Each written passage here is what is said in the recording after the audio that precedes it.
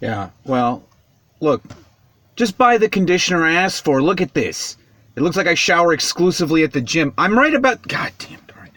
1, 2, 3, 4. I don't care if Monday's blue, Tuesday's gray, and Thursday too. Friday, I don't care about you. It's Wednesday. I'm in love. Hi. Hold on, I want to make this the thumbnail.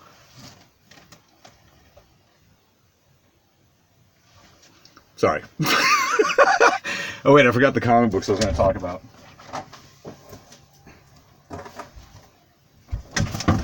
Why do I even have an assistant? Hey everybody, my name is Jimmy. You're watching Wednesday I'm in Love, where I talk about the funny books that I like. And I'm going to begin to do so now. Picks of the week. Ba-da-ba-da-ba-da. So this week I went down to Galaxy of Comics, corner of Louise and Satakoy, in the beautiful Lake Balboa neighborhood of Van Nuys, California. Tell them Jimmy sent you. And I picked up All Time Comics number 5, Zeros's Deathscape. Number 5, I should say. Number 6. This is one of my favorite books these days. It's the second series. The first series of All Time Comics was put out by Fantagraphics, but they went over to Floating World Comics for this series. Why exactly? I don't know.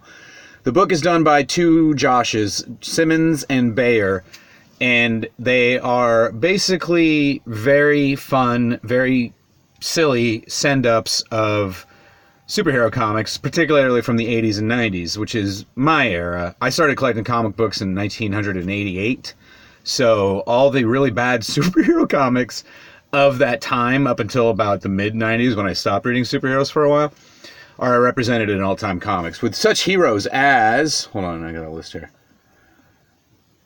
Atlas, Blind Justice, Bullwhip, and the Crime Destroyer. It's really, really fun stuff. There's more sex and violence and curse words than would be allowed under the Comics Code authority, but it's still fine.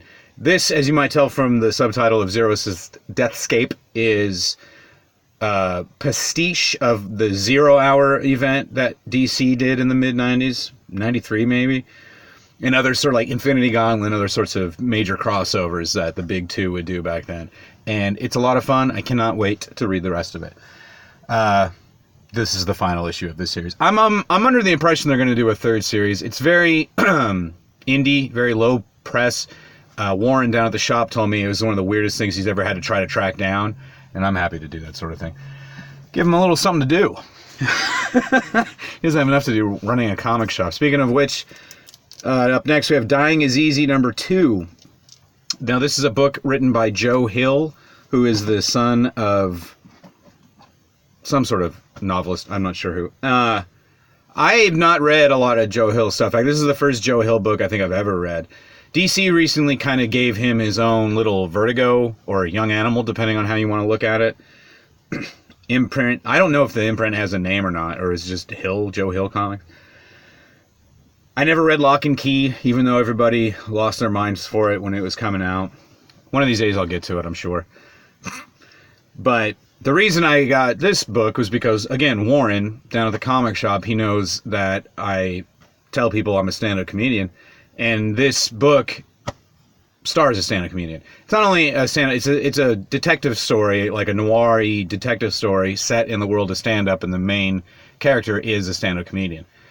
So Warren thought I'd be interested, and it turns out he was right. Now, I do love comedy quite a bit, and I have ingested a lot of media centering around comedy.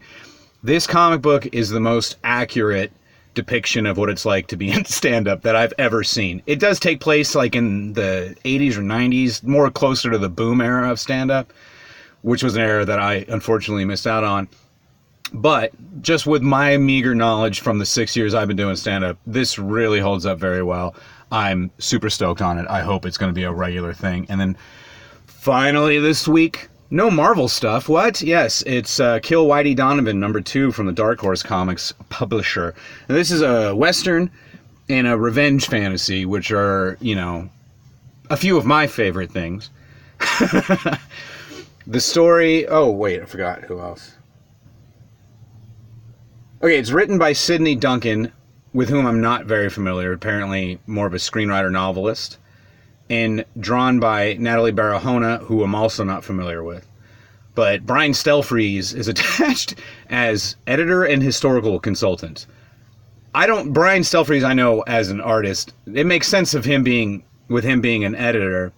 I mean, maybe he's got more of this. I saw he did an interview, a very long interview with Jason Latour recently on Jason Latour's own YouTube series called The Drawl, which I can't recommend highly enough. Is it better than mine? Obviously. But it's very good.